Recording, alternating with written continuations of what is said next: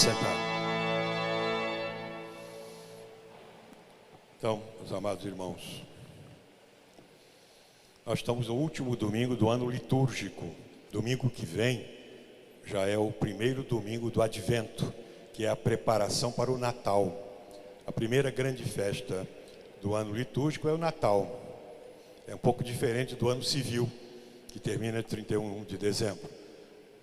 Agora, terminando, esta semana termina o ano litúrgico da igreja e começa um novo ano com a preparação do Natal, domingo que vem, que é o primeiro domingo do Advento. 4 domingos para prepararmos-nos para celebrar o Natal de Jesus. Por isso que o Evangelho é aquele do fim do mundo. Para nós pensarmos bem, né? Que passam os anos, passam os meses, passa a nossa vida, no fim vai passar o mundo. Para a gente pensar na eternidade. Nossos amigos que já passaram, pessoas importantes, pessoas amigas, mas passam, como todo passa, só Deus é que não passa. Nosso Senhor fala da destruição de Jerusalém, por isso que ele usa ali um pouco de parábola, falando da destruição de Jerusalém, e imediatamente ele fala sobre a destruição do mundo, o fim do mundo. Como toda profecia, é um pouco opaca a visão, a gente não vê tudo claramente, porque é estilo profético. Sobre a destruição de Jerusalém, Jesus fala que quando virdes a abominação da desolação no lugar santo, Jesus está dando umas pistas para eles perceberem como iria ser a destruição de Jerusalém. Jesus falou isso no ano 33 da era cristã. A destruição de Jerusalém aconteceu no ano 70. Portanto, 30 e poucos anos depois. Como é descrito pelo historiador hebreu-romano Joséfo Flávio, ou Flávio Joséfo. É um grande escritor contemporâneo dos acontecimentos. E ele descreve, todo mundo tem esse livro, né? A Guerra Judaica, mostrando como é que foi a destruição de Jerusalém, exatamente como Jesus havia predito. Ele não era cristão, mas ele descreve como foi, exatamente como Jesus havia predito. Em primeiro lugar, os romanos começaram a cercar a cidade, porque havia revolta dos judeus contra o Império Romano. Então, o imperador mandou o representante, que era o general Tito, representante de Vespasiano, para poder cercar a cidade. E eles fizeram exatamente como era costume dos romanos.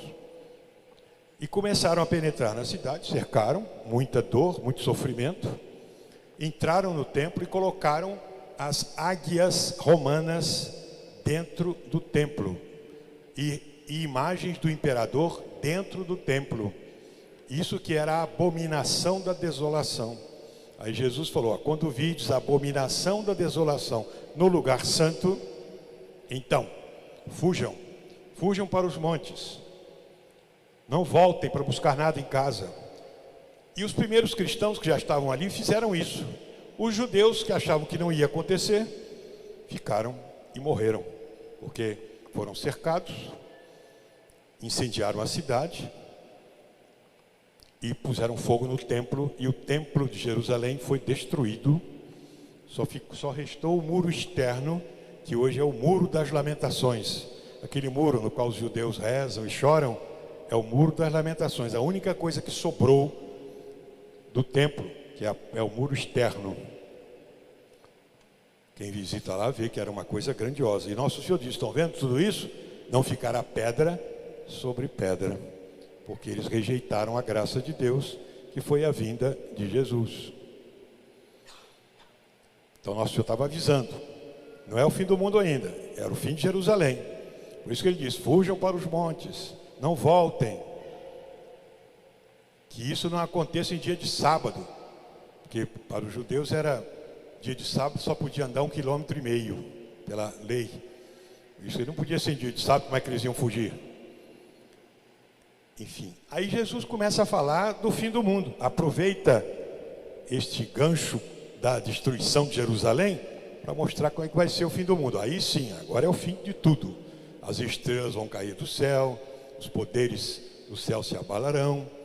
Aí sim, a destruição total, que vai ser no fim do mundo, quando ninguém sabe. E o mais importante do fim do mundo vai ser o juízo final. Quando a gente morre, entre a pessoa e Deus existe o juízo particular. Deus já diz, a gente já sabe para onde, como vai ser a nossa sorte. O primeiro encontro com Deus, na hora da nossa morte, quando morrermos. Mas no fim do mundo haverá um julgamento de todo o mundo, para que a justiça seja feita. Hoje, a justiça não é feita. Muita gente boa acaba passando desprezada e muita gente ruim acaba sendo exaltada. Isso não vai ser assim no fim do mundo. No fim dos tempos vai ser o juízo final. Quem é bom vai ser realmente recompensado e todos vão conhecer a sua bondade e fidelidade. Quem é mau vai ser realmente castigado e todos vão reconhecer. Não vai ser todo mundo igual. Já dizia o Dostoiévski, naquele seu livro, Os Irmãos Karamazov, nem todos vão se assentar na mesa do banquete como se tudo não tivesse acontecido nada. Não. Os bons serão premiados, os maus serão castigados.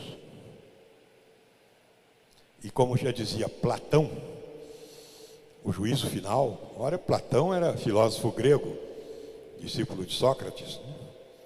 Ele dizia que lá no final as almas vão aparecer nuas diante de Deus.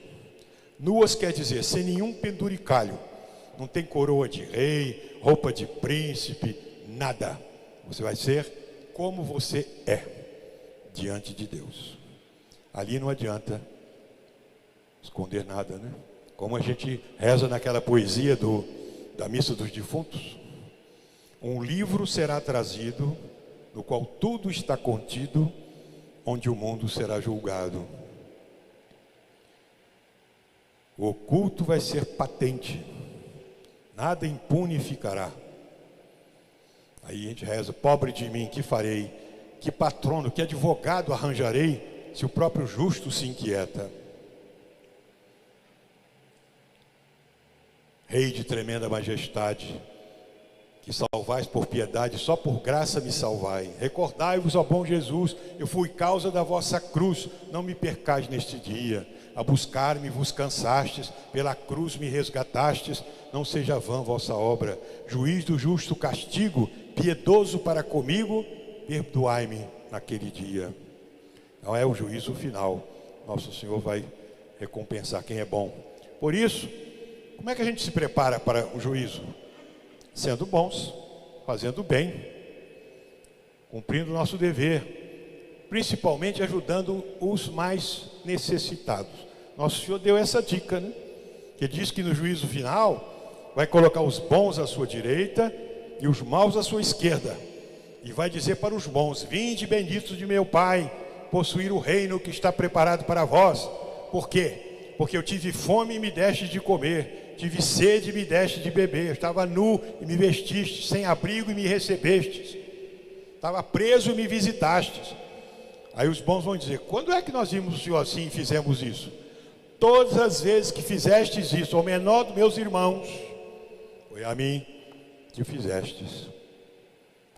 Nosso Senhor se considera na pessoa dos mais pobres, mais humildes, mais necessitados. E vai dizer para os maus: ide malditos para o fogo eterno, porque eu tive fome e não me destes de comer, tive sede e não me deste de beber, estava nu e não me vestiste, estava preso e não me visitastes. E eles vão dizer: quando é que nós vimos o Senhor assim e não fizemos? Todas as vezes que deixaste de fazer isso ao menor dos meus irmãos, foi a mim que deixastes de fazer. Vamos ajudar nossos irmãos. As coletas que a gente faz na missa, as esmolas, o dízimo, é também para ajudar os irmãos mais pobres. A igreja distribui. A maior obra caritativa do planeta é a Igreja Católica. Pela quantidade de hospitais, leprosários, orfanatos, asilos, na Europa, na Ásia, na África, todo lugar é a Igreja Católica que mantém. Quando surgiu a epidemia da AIDS, o governo americano ninguém quis se oferecer, só as irmãs, as freiras católicas é que foram cuidar deles. Então, em todo lugar, sempre a igreja foi pioneira na ajuda humanitária e caritativa aos mais pobres. E nós ajudamos. Por exemplo, quando a gente dá o óbolo de São Pedro, aqui a esmola é mandada para o Papa e o Papa distribui para esses lugares mais pobres onde são socorridos essas pessoas. E a esmola individual que a gente dá àquela pessoa, todo mundo que está precisando fazer o bem. Nós agora estamos rezando pelo Líbano, porque hoje é aniversário do Líbano, da sua independência, 78 anos. Como região, o Monte Líbano existe há séculos, está lá comemorado na Sagrada Escritura. Mas como país independente da França, foi há 78 anos atrás, e sancionado depois da Segunda Guerra Mundial. Então nós celebramos nossos irmãos que agora estão sofrendo, ficaram empobrecidos também, com toda essa dificuldade ali, muita divergência política. Meus primos já sempre dizem, vamos rezar para que mude essa política de lá, é uma política que não está bem. Mesmo o general Michel Aoun, que eu já visitei, já conversei com ele também está em dificuldades. Porque governar é sempre muito difícil. Governar é difícil porque tem que fazer aliança e com todo mundo que pensa de modo diferente. Aí nós conhecemos, aqui no Brasil é assim, nossa cidade é assim. Vamos rezar por esses nossos irmãos que estão sofrendo. E é um modo também da gente ajudando os pobres, ajudar, preparar a nossa presença um dia no juízo final. Peçamos a Nossa Senhora, e hoje de modo especial Nossa Senhora do Líbano, que está lá em Harissa, não é? Nossa Senhora do Líbano, que proteja o nosso país, nos proteja a todos.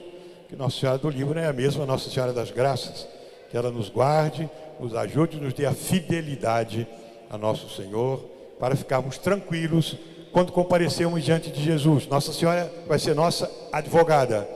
Tranquilos, chegaremos lá perto de Deus. Amém. Continuemos a Santa Missa.